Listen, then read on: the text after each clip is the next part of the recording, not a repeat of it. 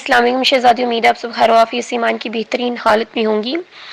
آج کا جو موضوع ہے ہمارا، جس کو ہم زیر بحث لا رہے ہیں، وہ ہے کالم نویسی، یعنی کالم کس طرح سے لکھا جاتا ہے، ان کو لکھنے کے اصول کیا ہوتے ہیں، اس کو طریقہ کار کیا ہوتا ہے لکھنے کا، اور کن چیزوں کی ضرورت ہوتی ہے کالم لکھنے کے لیے۔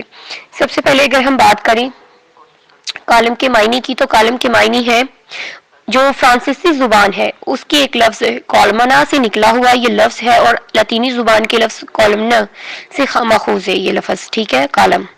اور اس کے کالم کے معنی جو ہیں وہ کھمبا یا ستون کے ہیں، ٹھیک ہے۔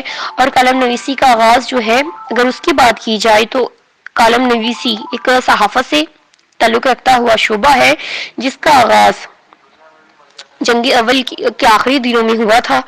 اس کے بعد اگر ایک انسان ہے، اس نے بہترین کالم لکھنا ہے، ایک اچھا کالم لکھنا ہے، تو اس کو کیا کیا چیزوں کی ضرورت ہوتی ہے؟ تو ایک بہترین کالم نگار کو کالم لکھنا ہے تو اس کو ایک اچھی خبر کی ضرورت ہوگی، ایسی خبر جو موجودہ حالات میں موجود ہو، موجودہ وقت میں وہ خبر چل رہی ہو، ہمارے ارد گرد اسی خبر کے چرچے ہوں، تو اس خبر کے اوپر ایک کالم لکھا جاتا ہے، ٹھیک ہے۔ کالم کبھی بھی گزری ہوئی خبر کے اوپر نہیں لکھا جائے گا، اور نہ ہی کوئی آنے والا وقت ہے اس کے اوپر لکھا جائے گا، ٹھیک ہے۔ تو کالم موجودہ وقت اور موجودہ حالات پہ لکھا جائے گا۔ اس کے بعد اگر ہمیں کالم لکھنا ہے تو ہمیں کن کن چیزوں کا علم ہونا چاہیے؟ اگر ہم کسی حادثے پر یا کسی واقعہ پر کوئی کالم لکھ رہے ہیں تو ہمیں ان میں کن کن چیزوں کی ضرورت ہوگی کہ یہ کیا ہے، کیوں ہوا ہے، کہاں رونما ہو رہا ہے، کب ہو رہا ہے، اور کون ہے جو اس کو رونما کر رہا ہے، یا جس چیز کے اوپر ہم لکھ رہے ہیں کالم وہ کون چیز ہے، ٹھیک ہے۔ اس کے علاوہ ایک اور بھی چیز ہے کہ کیسے یہ ہو رہا ہے، ٹھیک ہے، یہ کیسے رونما ہوا ہے۔ اگر کسی واقعہ کی حادثے کی بات کریں تو اس کا ذکر ہم نے کرنا ہے کہ کیسے رونما ہوا ہے، تو ان سب چیزوں کو زیر بحث لا کے ایک اچھا کالم لکھا جا سکتا ہے۔ اب اگر ہم بات کریں کہ کالم کا موضوع کیا ہونا چاہیے، کالم کسی بھی موجودہ واقعہ یا حادثے وغیرہ کو جو ہے اس کے اوپر لکھا جاتا ہے۔ کالم نگار کبھی بھی گزرے ہوئے وقت کی بات نہیں کرے گا، صرف وہ موجودہ یعنی کرنٹ افیئرز کی، کرنٹ ایشوز کی جو ہے ان کو زیر بحث لا کے ایک اپنا کالم لکھے گا۔ اس کے بعد اگر ہم بات کرتے ہیں کہ کالم نگاری کی اقسام کیا ہیں، تو کچھ اقسام یہاں پہ میں ذکر کر رہی ہوں، کیونکہ بہت ساری اقسام ہیں لیکن میں یہاں پہ صرف کچھ اقسام کا ذکر کر رہی ہوں۔ کالم نگاری کی جو کچھ اقسام ہیں ان میں ہے اسلوبی اقسام، موضوعاتی اقسام اور مشاہداتی اقسام۔ اگر ہم بات کرتے ہیں کہ اسلوبی اقسام میں آگے کیا کیا کس طرح کی کالم آتی ہیں، تو اسلوبی اقسام میں فقاہی کالم آتی ہے، مزاحیہ انداز میں لکھے گئے کالم آتے ہیں، سنجیدہ انداز میں لکھے گئے کالم آتے ہیں، ترکیبی، مکتوبی اور علامتی کالم شامل ہوتے ہیں۔ اور اگر ہم بات کریں موضوعاتی کالم کی، تو موضوعاتی جو اقسام ہیں ان میں کس ٹائپ کے کالم آتے ہیں؟ طبعی، دینی، قانونی، نفسیات سے ریلیٹڈ کالم، اقتصادات سے ریلیٹڈ، کھیل سے، علم نجوم سے اور فیشن پہ لکھے گئے جتنے بھی کالم ہیں وہ سارے کے سارے موضوعاتی کالم کی اقسام ہیں، ٹھیک ہے۔ اور اس کے علاوہ اگر ہم بات کرتے ہیں اب اپنے آخری جو اقسام ہے اس کی، تو مشاہداتی کالم ہوتے ہیں آخری اقسام میں۔ اور مشاہداتی کالم کس طرح کے کالم آئیں گے؟ سیاحت سے ریلیٹڈ جتنے بھی کالم ہیں وہ، اور ڈائری نما جتنے بھی کالم ہیں وہ مشاہداتی کالم کی اقسام ہیں۔ اور ان اقسام کو میں آگے جا کے اپنے ان لیکچرز کے علاوہ کسی دن ڈسکس کر دوں گی ایک ایک کر کے سب کو، ٹھیک ہے، کس طرح سے وہ کالم لکھے جاتے ہیں۔ اور اب بات کرتے ہیں کہ اگر ہم ماضی کے کچھ چند کالم نگار جن کی اگزامپل آپ اپنے پاس دیکھ سکتے ہیں کہ انہوں نے کس طرح کے کالم لکھے تھے اور کن ٹاپکس پہ لکھے تھے، تو میں آپ کو ان چند ماضی کے کالم نگاروں کی نام بتا رہی ہوں۔ چراغ حسن حسرت، عبد المجید سالک، نصیر اللہ خان، ابراہیم جلیس، شوکت تھانوی، یہ سارے کے سارے جو ہیں یہ ایسے آدمی ہیں یا ایسے کالم نگار ہیں جن کے کالم بہت بلند پایا ہوتے تھے، ٹھیک ہے۔ تو آپ سبھی میں سے کسی نے بھی اگر اس کی اگزامپل لینی ہے تو یہاں سے لے سکتی ہیں۔ اور اگر اب ہم بات کرتے ہیں کہ ایک کالم نگار کی جو ذمہ داریاں ہیں وہ کیا ہیں، ایک جو کالم نگار ہے وہ معاشرے میں موجود جتنے بھی نظریات ہیں، ٹھیک ہے، اور تحقیقات ہیں ان کو سائیڈ پہ رکھ کے ان ساری چیزوں کا مشاہدہ کرتا ہے، یعنی اپنے مشاہدے کو، اپنے تجربے کو قاری عمل میں لاتا ہے، مشاہدہ کرتا ہے، پھر ان چیزوں کے اوپر لکھتا ہے، وہ کبھی بھی کسی ایک چیز کے اوپر یا ایک طرفہ ہو کے کبھی بھی نہیں لکھے گا. وہ اس چیز کے اوپر، ایک کالم نگار ہمیشہ اس چیز کے اوپر لکھے گا کہ جو حق ہو، جو سچ ہو. ٹھیک ہے، تو اس کو ایک کالم نگار کو کبھی بھی اس طرح کا نہیں ہونا چاہیے کہ وہ اپنی ذاتی چیزوں کو زیر بحث لائے. ٹھیک ہے، کالم لکھے.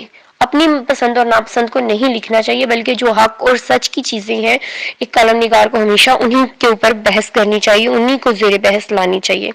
اس کے بعد اگر ہم بات کریں کہ کالم نگاری کا جو دائرہ ہے تو وہ کہاں پہ ہے، ایک کالم نگار کن کن چیزوں کے اوپر لکھ سکتا ہے یا کن کن چیزوں کے اوپر وہ اپنی جو بات ہے وہ کر سکتا ہے.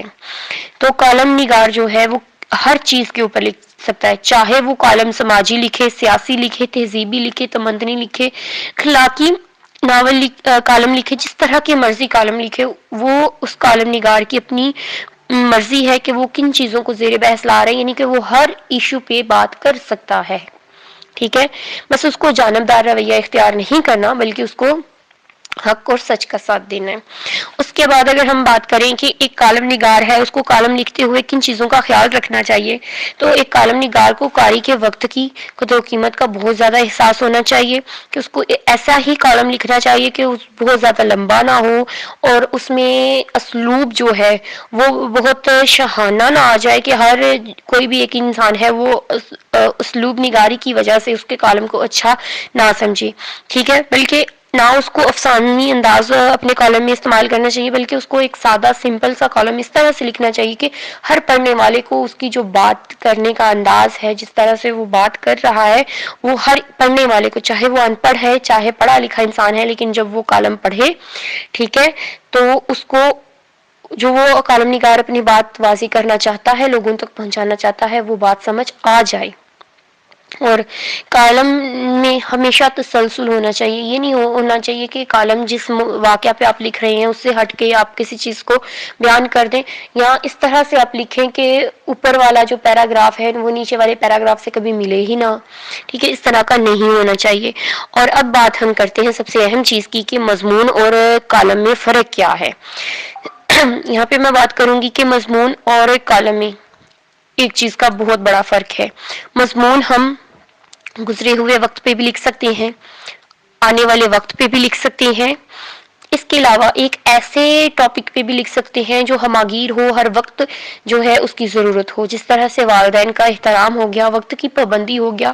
تو یہ ایسی چیزیں ہیں جو گزرے ہوئے وقت میں بھی موجود تھیں، آنے والے وقت میں بھی ہوں گی اور ابھی بھی ہیں. ٹھیک ہے، کہ ہمیں ہر وقت ان چیزوں کی جو ہے ایک چیز موجود رہتی ہے ہمارے پاس. ٹھیک ہے، لیکن جو کالم ہے، یا کالم کو دوسرا آرٹیکل بھی اس کو کہتے ہیں. ٹھیک ہے، تو کالم نگاری ہے یا آرٹیکل ہے، جب آپ یہ لکھتے ہیں تو یہ ہمیشہ موجودہ حالات پہ لکھنا چاہیے. ہمیشہ کالم میں موجودہ حالات کا ذکر ہوگا. ٹھیک ہے، اور اس کے علاوہ کالم بہت زیادہ لمبا نہیں ہوگا، بلکہ وہ ایک مناسب لینتھ کا ہوگا. لیکن جو مضمون ہے وہ بہت زیادہ لمبا ہوگا. مضمون کم سے کم 4-5 پیجز تک چلا جائے گا، چھوٹے سے چھوٹا مضمون بھی.